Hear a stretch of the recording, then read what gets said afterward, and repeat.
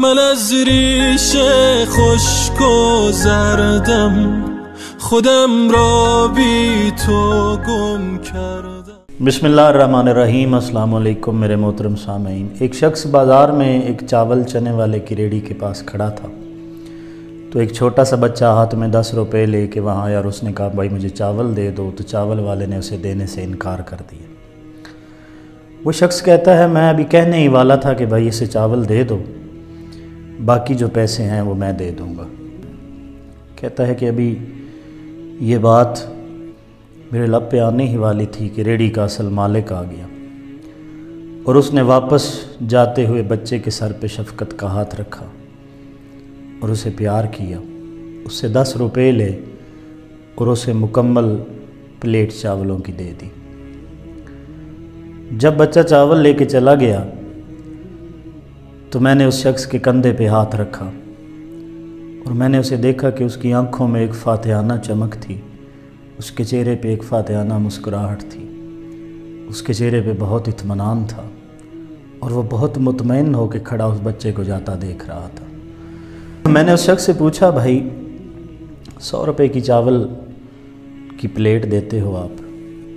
اور بچے نے 10 روپے میں ایک پلیٹ چاول تم سے لی ہے، کیا تمہیں سمجھ نہیں آئی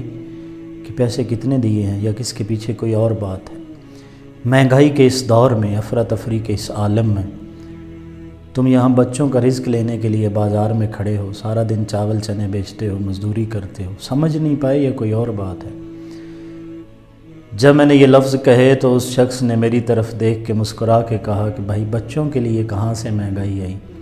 بچے تو بچے ہوتے ہیں، میرے پاس 5 روپے 10 روپے لے کے بھی بچے آتے ہیں اور میں انہیں چاول دے دیتا ہوں، میں نے کبھی انکار نہیں کیا۔ اس نے کہا وجہ کیا ہے؟ اس نے کہا اصل میں جب صبح میں چاولوں کی دیگ تیار کرتا ہوں تو چھوٹی چھوٹی چکن کی بوٹیاں میں اس دیگ میں ڈال دیتا ہوں، جو کہ ارادتاً نیتاً میں ان غریب اور مستحق بچوں کے لیے ڈالتا ہوں۔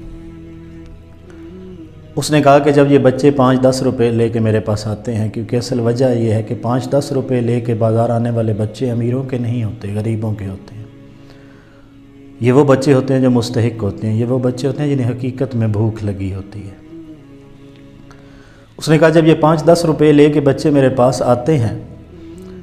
اور میں انہیں چاولوں کی پلیٹ دیتا ہوں، اور چاولوں کی پلیٹ میں وہ اپنے حصے کی چھوٹی چکن کی بوٹی دیکھ کے جب مسکراتے ہیں تو ان کی مسکراہٹ دیکھ کے مجھے یقین ہو جاتا ہے کہ میری زندگی کی ساری نمازیں قبول ہو گئی ہیں، میری زندگی کے سارے روزے قبول ہو گئے ہیں، میری زندگی کے سارے واجبات ادا ہو گئے ہیں، میرے لیے جہنم کے دروازے بند ہو گئے ہیں، اور یقیناً اب خدا میرے لیے جنت کے دروازے کھول دے گا۔ وہ کہتا ہے کہ بھائی انویسٹمنٹ کرنے کے 2 طریقہ کار ہوتے ہیں، اور وہ دونوں طریقہ کار میں آپ کو بتاتا ہوں۔ میں نے کہا کیا طریقہ کار ہوتے ہیں؟ اس نے کہا کچھ لوگ انویسٹمنٹ کرتے ہیں اپنی دنیا سنوارنے کے لیے، اور کچھ لوگ کرتے ہیں اپنی آخرت سنوارنے کے لیے۔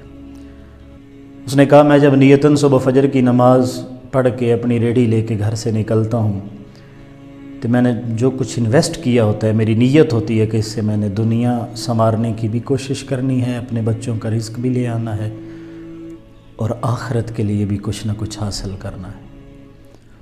اس نے کہا بھائی جہاں لوگ دنیا سنوارنے کی انویسٹمنٹ کر رہے ہیں وہاں کوشش کرو کہ آخرت کے لیے بھی کچھ انویسٹ کرو، جہاں اپنے بچوں کے لیے رزق تلاش کر رہے ہو وہاں کوشش کرو کسی مسکین، یتیم اور بے سہارا بچے کے لیے بھی رزق تلاش کرو۔ اس نے کہا میرے ساتھ سارے بازار والے ریڑیاں لے کے آتے ہیں، میرے ساتھ بہت سارے لوگ ریڑیاں لگاتے ہیں، 12 دفعہ میں نے دیکھا ہے کہ لوگ آدھی دیگ چاولوں کی لے کے واپس چلے جاتے ہیں، نہیں بیچ سکتے، کبھی موسم کی خرابی کی وجہ سے، کبھی ہڑتال کی وجہ سے، کبھی گاہک نہ ہونے کی وجہ سے۔ اس نے کہا مجھے زندگی میں کبھی ایسا نہیں ہوا کہ کبھی چاول کا ایک دانہ بھی بچ گیا اور میں واپس لے گیا ہوں، یا کوئی کبھی مجھے نقصان ہوا۔